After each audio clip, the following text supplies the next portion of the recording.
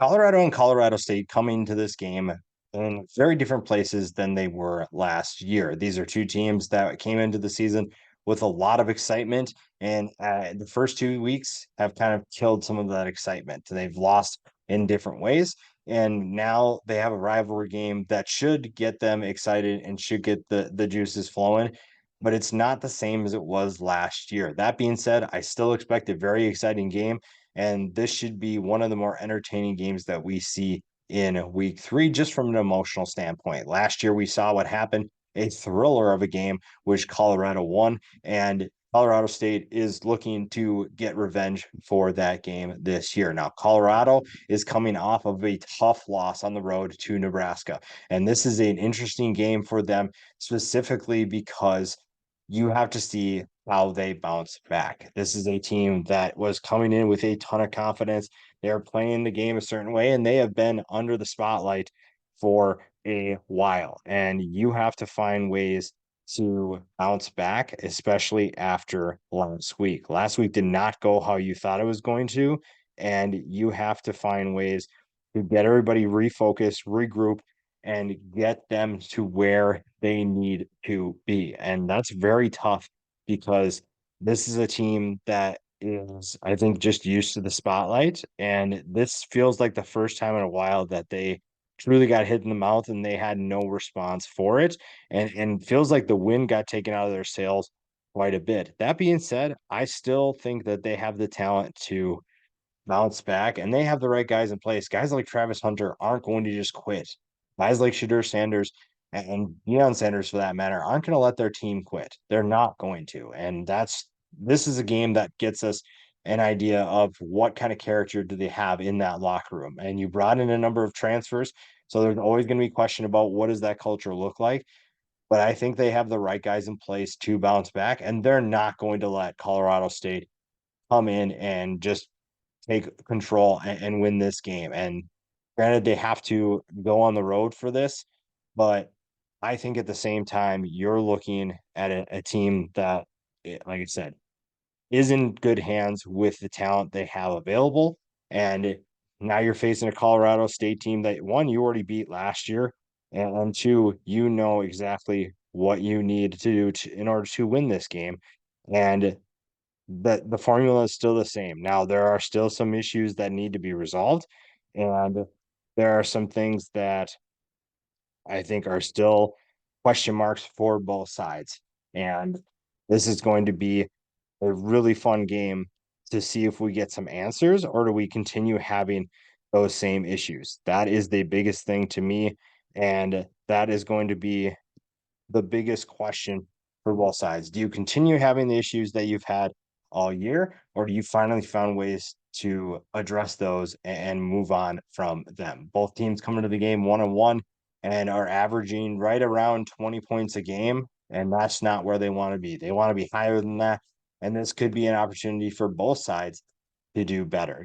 Colorado currently sits as a 7.5 point favorite as I'm recording this, and last year's game obviously was the one that everybody's going to go back and watch. If you are looking for something to do, pay attention to that game and see what we should expect from this year. The matchup that I really want to watch is going to be Torrey Horton against Travis Hunter. Travis Hunter is a really good cornerback. Torrey Hunter continues to be one of the most underrated wide receivers in college football. Granted, the passing attack for Colorado State is not doing well, but the big question for them is, can you get that passing attack back up to speed? This has not been a good start for this team. And granted, that's going to happen when you play a team like Texas in week one. But I mean, even that was just rough.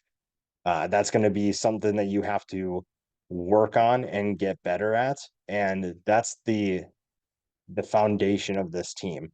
That's the thing that they want to do really well is get things up to speed and move the ball around the field through the air. Getting Torrey Horton involved more is going to be one way they do that. And going against Travis Hunter could make that difficult, but you have to have other people step up as well.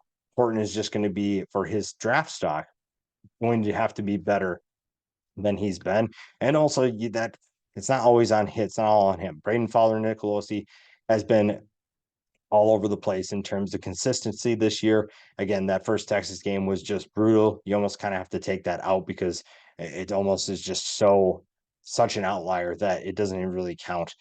So you have to move on from that. And this defense is going to have their hands full too. So Ken O'Connor, the big question I think for the Buffs is going to be, can you just move on from a disappointing loss? This is a team that has been under the spotlight and it faces a ton of criticism naturally just because of where they're at and where they are in college football.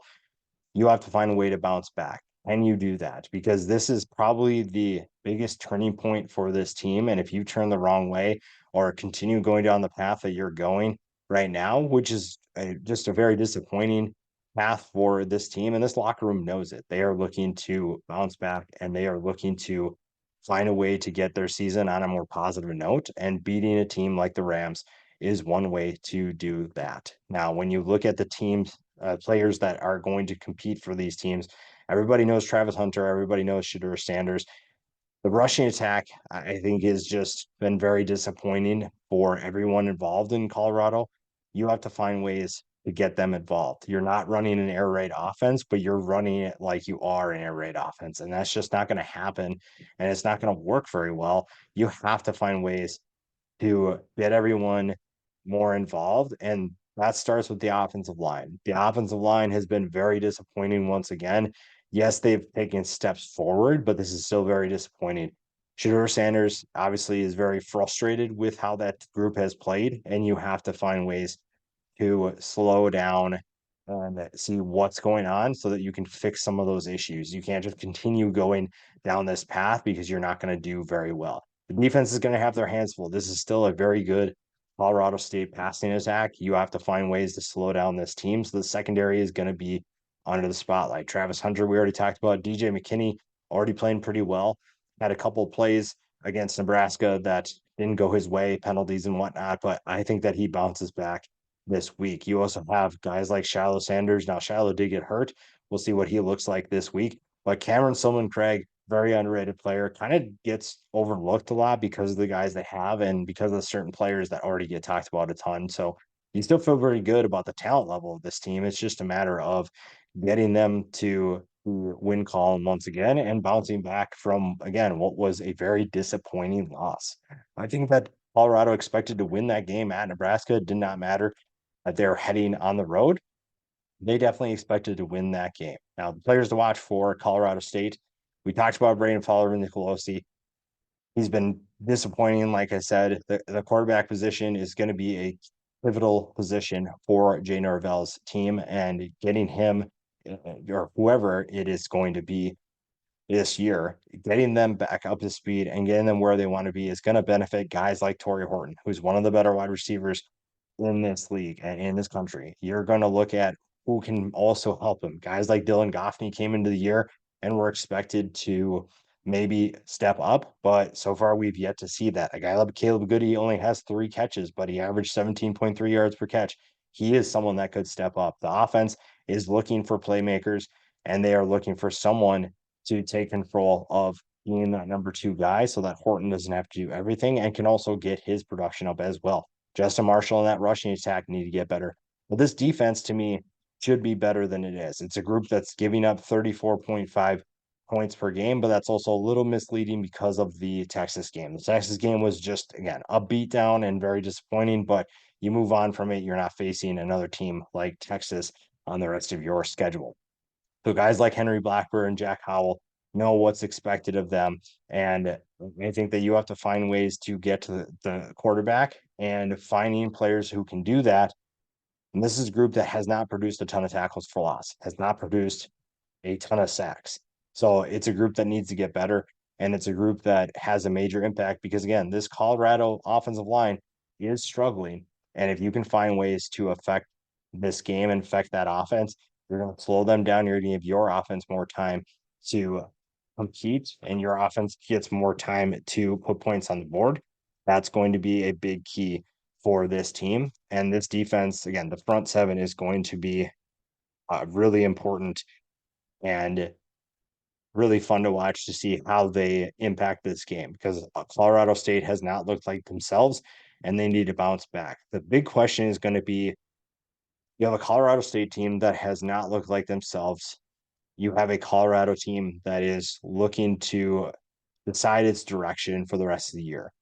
We don't really know what we're going to get, but I know that this is going to be an emotional game and it could be a penalty filled game if both teams are just, I don't want to say giving up, but that's kind of where people are expecting Colorado to go. They kind of think, oh, they lost one game here, sure, left with 2 minutes left in the game, and people are just saying, oh, well, that's explains a lot of things about this team. So if they are truly going down that path, which everyone's thinking based on what they see, then this could be a sloppy game. This could be a disappointing game. I don't think it's going to be as entertaining as last year, but it's still going to be an emotional one. It's still going to be one that's really fun to watch for so many different reasons. And I'm curious to see which team takes their adversity better so far through 2 games, because that team is going to probably win this game. Right now, it feels like Colorado is the better team. There's a reason why they're a 7.5 point favorite. If they can play how they know that they've played before, this is going to be an easy win for them. If Colorado State figures out their offense and can get to Shedeur Sanders, then the Rams have a good chance of winning as well.